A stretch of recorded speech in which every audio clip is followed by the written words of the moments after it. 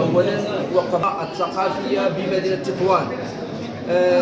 اليوم نعرف نقلة نوعية في الدورة الخامسة لمهرجان الريف الأمازيغي، بحيث نتميز اليوم بحضور العديد من مؤسسات الدولة في القاعة. وقبل بعد البداية سوف تسمعون الشخصيات الحاضرة.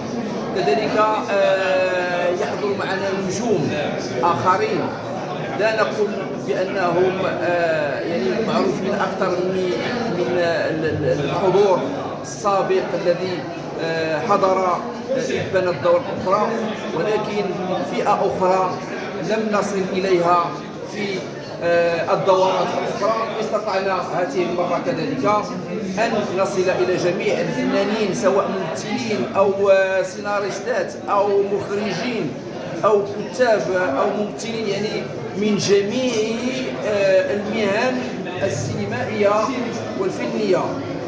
تتميز هذه الدورة الخامسة ونحن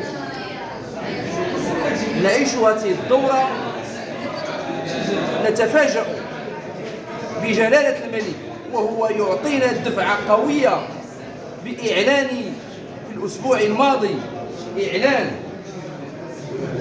السنة الأمازيغية عطلة رسمية ومؤدعنة، وبذلك فإن جلالة الملك يطبع المغرب بطبعه الأمازيغي ويعطي نفسا كبيرا للثقافة الأمازيغية والسينما الأمازيغية وكل ما هو أمازيغي.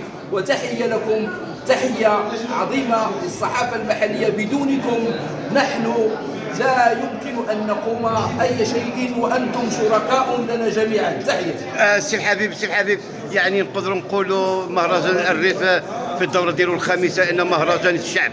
نعم، شفنا دائما مهرجان الريف ومهرجان الشعب ومفتوحين للشعب. وشكرا لكم.